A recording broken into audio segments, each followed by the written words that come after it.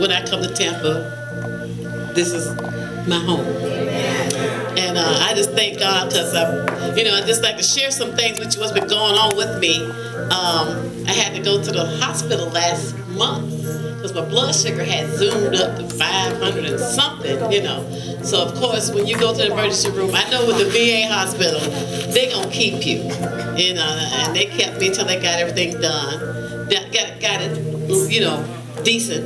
But when I was released, they put me on insulin, which I didn't want to do that. And because I had been diet controlled for almost 10 years, I thought, well, this is just a little something that happened. They said, well, we're going to have to leave you, let you go with the insulin. But that's only just for a little while, I didn't like that because nobody likes needles. Nobody likes to be stuck. You don't want nobody else to stick you, not as long, you got to stick yourself, But I was obedient. I said, okay, I'm going to do what they say. But, I did what they said do. And I did my little thing like I'm supposed to. I even started taking my medicine like I'm supposed to for the hypertension. Time to get some sense. When you get older, you start getting a little bit more sense about your health. But now all these things are starting to happen. And I said, wait a minute now. I think I better stop ignoring stuff, and start taking care of myself, because it doesn't mean that I don't have faith in God for healing, but He gave the doctors their knowledge and their wisdom. And so I said, okay, with age comes some wisdom.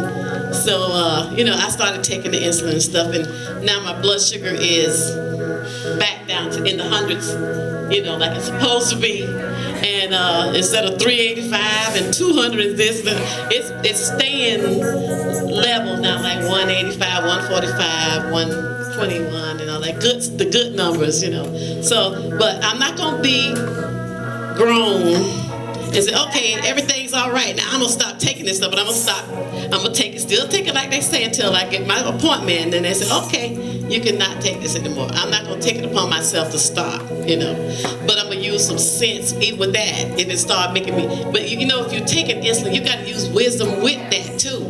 You gotta know, hey, if my blood sugar is 77, I'm not gonna take it. But you gotta use with. But anyway, I thank God for that. And while I was in the hospital last month, they did a follow-up on a surgery that I had with the pituitary tumor and all that stuff, and they took that out. So they watched that every 6 months. So in being in the hospital, I was supposed to go on to that appointment the next day with neurosurgery to do the MRI to check to see if the pituitary tumor was all right. So now I'm in the hospital. They just went on and wheeled me on over there, So they did the MRI. Then they noticed that there was something else going on in my brain. The pituitary thing was fine. It wasn't growing back. Had 2 surgeries for that. But thank God that wasn't a problem. But they saw that there was a black area in the brain, not in the area. This time it's in the brain. And they said it was an aneurysm. So they made an appointment. They billed me out to Tampa General for them to do the angiogram, the cerebral angiogram. And they did that Thursday. And even that didn't sound as bad as it, when you read about what a procedure is. I was about ready to say, hey, wait a minute, no. But they're talking about incision in the groin and sending a little thing up here and all the way up to you, up here. And I said, I don't know if I want that to leave me alone. But it was just as easy, and it was no problem. I couldn't feel them sending a catheter up my blood vessel. Couldn't feel it, okay? That should have told me, you don't feel your blood flowing through your blood. So how in the world I'm going to feel a catheter? But it sounded scarier. But once it was over, it was all right. But when the doctor came to talk to me and tell me, he said, well, we looked at the one that's a small aneurysm, but there's 2 more in there. So I have 3 aneurysms in my brain. And I said, okay, ain't no sense me getting excited now, because they were there all the time before I even knew they were there. So, and I was all right. So why should I get excited now? So I'm like, okay, so that's what they say. You know what I mean? That's what they say. And they're there. Yeah, they're there because they said that. but that don't mean it's going to bother me. You know, because you can walk around with stuff in your body and don't know about it until one day you go get a physical, and then they say, oh, you have this. All the time you didn't have no symptoms, no nothing, no, you were normal, everything was all right, and you was fine. But knowledge sometimes brings on fear. That's right. Sometimes.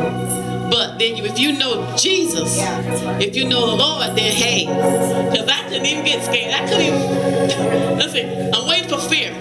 Let's see, okay, I'm still not scared. Okay, I'm trying to think, am I going to cry? Can't cry. Let's see, am I worried about this? Can't worry. You know, I can't do it. It won't, it just won't, it's just not there. Because, hallelujah. Hey, what is it? The joy of the Lord is my strength. And if God be for me, who can be against me? And, you know, you know, hey, great is he that he is in me that he is in the world. Hey, you know, so aneurysm, so. Hallelujah. So, you know, type 2 diabetes, so. Anytime you know, they give you a diagnosis that sounds crazy, so you got to get that attitude. And I said, I don't know if I'm just crazy or my mind just wired weird. So even when your circumstances, even things that's not, you know, you might not have a job, so ain't got no income, so the Lord will supply your needs according to His riches and glories. You know, your roof might not have a roof over your head that belongs to you, so He's still providing. You know, I'm talking about. I'm telling you what my life is like right now. You know, I'm in a place where it ain't mine. And I don't like it, so you know, so I got something. It ain't mine, but it's right. Because He blessing me through other folks. You know, so. But I didn't teach you this. Yesterday was my birthday. Yeah. And you know what? I be so happy when I have a birthday. Because there was a lot of people that started out with me. They ain't here no more, you know. And you know, yesterday I turned 60. Yay. 60. 60. And I'm proud of that. Y'all know I'm going to tell it. I'm going to tell my age. I ain't scared of nothing. I ain't going to dye my hair. I ain't going to try to look like I'm 25. Because when you're 60, no matter how hard you try, you ain't going to look 25. You ain't going to look 35. And you might not look 45. But you know what? God will keep you. He will keep you beautiful. And, you know, you ain't got to go to no doctor and have a diagnosis, stick you in the face with Botox and all that. Poison? Are you crazy? So God can keep you beautiful. You ain't got to have all that stuff. Yeah. You ain't got to stick yourself. You ain't got to go. I ain't going to say nothing about tummy tuck because I ain't going to bother that either. But there's some kind of way to fix that. They got girdles. But I'm not going to let nobody redo me. I'm just going to, whatever I got and how old I get, I just let God allow me to grow old gracefully. You know, because I see some beautiful. This lady is beautiful. She is beautiful. Amen. She is beautiful. You know, and so I want to just. This is it. I don't like weave because it takes too much. That's too much trouble. I don't like dyeing my hair because that's extra work. You know, I'm lazy to come to something. But you know, I'm just being, like I said, being real. But you know what? God is a good God. And if we trust Him, He will keep us in perfect peace if we just trust Him. I'm talking about trust Him. Just like you trust when you flip the switch, when you come to this building, the light come on. You trust that light gonna come on. Yeah. That's how trust God. Just like that flip, that ain't light come on. Trust God. Just like, oh God, I ain't got no money. Flip. Trust God. He gonna make a way. He gonna provide you with everything you need. It may not be like you want it to be, but the provision gonna be made. Because some of, you know, we used to doing things ourselves, and I want to do it this way, but God, the result is still what you want it to be, but it ain't like I wanted it to be. You know, I want to have a job where I'm making some money, you know, bring home a couple of $1,000, $1,200 every 2 weeks.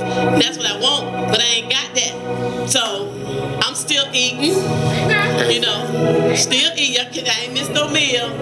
You know, I'm still eating, but see, God